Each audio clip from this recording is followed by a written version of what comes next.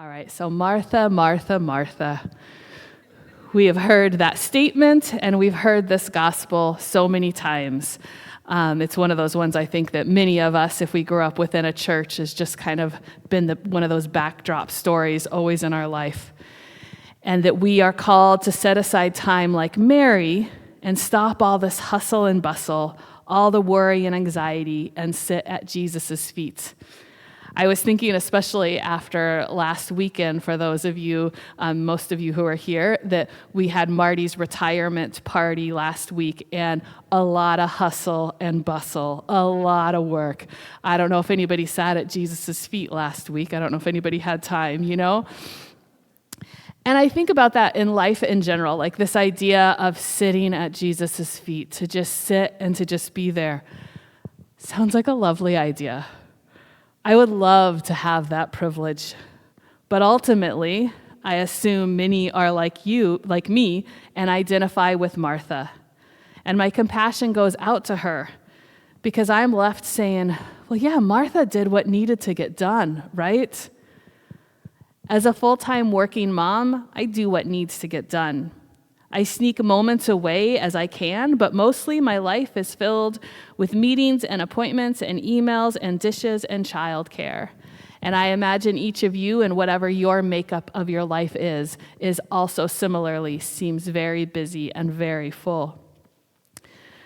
Most of the modern commentaries that I read about this passage suggest that we're really called to find a balance, to find this balance between Mary and Martha. That yes, our lives can't just be about sitting at the feet of Jesus, because we do need to make lunch, and there might be somebody else reminding us that they're hungry and they need us to make them lunch too. That we are called to live a life of both contemplation and action, of prayer and service. And I really like that, and I think that's true. I think that's a good way to think about how we're called to live our lives. But at the same time, that's not what Jesus says in this gospel. Jesus says that Mary chose the better option. So what are we missing here for us? I think when we look at look at this story within the lens of Jesus' life, one of radical openness, of pushing past the boundaries of the day, of protecting the least among them, then I think we might see something different in this story. Because without that lens of radical love, we might be tempted to see Mary in a very passive and meek role, that way that many of us have been taught to view Mary. Even though this Mary that's in this gospel is not Jesus' mom, I still have the tendency to equate any Mary in the Bible with the Virgin Mary. Like there's so many of them in my head, they're all the Virgin Mary. So when I read this gospel, and I wonder if you too see a Mary in this gospel like the statues many of us grew up with, or the pictures we grew up with. Her sweet, quiet, pure face, her simple flowing robes of blue and white, her perfect hair tucked within her veil, sitting docile at the feet of Jesus. And when I imagine that, it's a real struggle for me to connect with Mary, because that looks like everything I've been taught that I should be and nothing that I am all at once. My hair has never tucked behind anything well. What might happen, though, if we imagine Mary differently? Maybe in this gospel, she looks like you and me. She's been working all day. She's just been with Martha just moments before, probably cleaning and cooking as well. She's unkempt looking. Her feet are tired. She's probably sweaty. They didn't have deodorant back then. Her clothing maybe is a little damp and stained from working so hard. And there in that moment, Jesus and his disciples enter. And as they enter, Martha does exactly as she should. She cleans, she prepares the food, and she offers hospitality. She follows her culture and stays within the norms and roles as a woman in that time. Women do not mingle with men, and women certainly do not sit at the feet of a teacher and presume that they can be there and learn. But her sister Mary steps outside of that role. she pushes past the disciples and finds a spot directly at Jesus' feet. Mary's actions were not about passive, docile being. They were radical and stepped outside the bounds of what is normal. And how did Jesus respond? The exact way he always responds when someone steps out of those norms and restrictions. He used his authority to protect her and celebrate her action. This is a story about contemplation and action, but it is centered among the way that most of Jesus' stories are, about bringing forward the person who society has defined and reduced and limited and saying, no, she belongs here too, and she has made the better choice. And so what does that mean for us? First, I think it asks us to think about our time with Jesus in a different way. I often think of prayer as kind of passive and a reception of Jesus' presence in my life, or maybe a time for me to share my concerns and needs with Jesus. And those are both important and good ways to enter and be with Jesus. But today, our gospel is also asking us to recognize that coming to Jesus' feet is a radical choice. Because in coming in prayer, we are always asking, Teacher, what are the lessons and tools I need to live this life? And if we come and ask that question at Jesus' feet, Jesus is going to start to show us how sitting at his feet means that we also must go forward and mirror his life. One of immense love, forgiveness, and justice.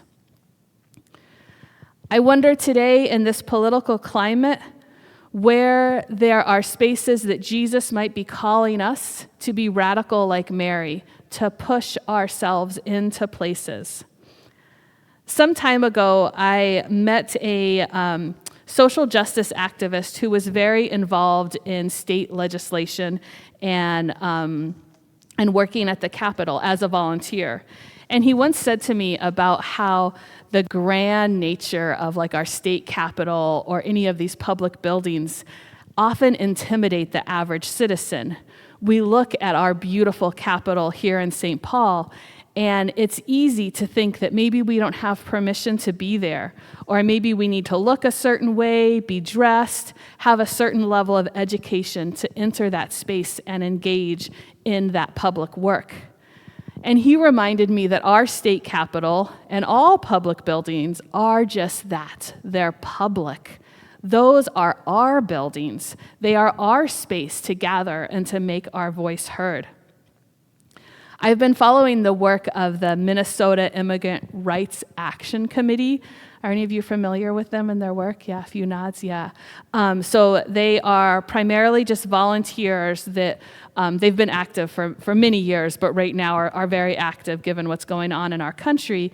And they and other faith communities have been gathering outside the Fort Snelling Immigration Center to give witness to what's going on in there. And some of them that are trained are going and sitting inside the waiting room as observers, and so that they can be a voice for what's happening in that space and make it public.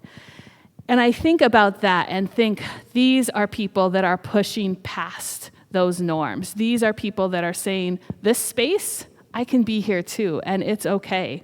And it's right now it can be very dangerous, and it's a big decision to walk into that space. But they're doing it. And I'm not sure if that's the place where you're called to be, but I think there are places all over the place that we might think we either don't have a role to be there, or we've been told that we are not allowed to be there, and that Jesus is pushing and saying, you belong there too. Go into that space. And I hope that we can have that bravery like Mary, that desire to be where Jesus is, because it is in those places where the disenfranchised are, that Jesus is. And that's where he is. Those are the feet that we're called to go sit. I think about how how easy it is, I think, too, for us to be like the disciples in this story. They're not mentioned, but they're there, right? Jesus came with his disciples, and then the hospitality was offered to them by Martha. And I think how often we are like the disciples and we don't notice the privilege that we walk in. Like, I don't think the disciples intentionally were like, I don't want Mary to sit at Jesus' feet. They didn't even think about the possibility that Mary could sit at Jesus' feet. Like, that wasn't even an option. I was thinking for myself, when I went to grad school in my late 20s, I read, I can't remember what it was, but some prayer book, and it both, whenever it talked about humans, instead of using he and man, it switched it and used it she and woman. And I remember how powerful that was to read something and be like, oh my God, God's talking about me. This is about me. And I had never realized how in the 30 years of my life up until this point, never really reading scripture or prayers or holy writings that use the pronouns that I connected with, how powerful it was to feel like God was speaking right to me. And so I didn't even realize the own water that I was swimming in that sense, you know? And I wonder what water is each and every one of us swimming in that we don't realize.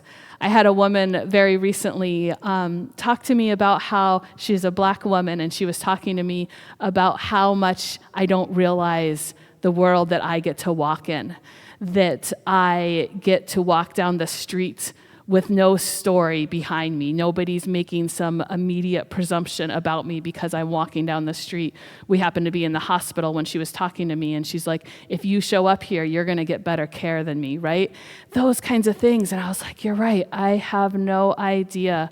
And every single day, it's so easy for me to forget that water that I swim in, to be like the disciples and just presume we get to sit at the feet of Jesus.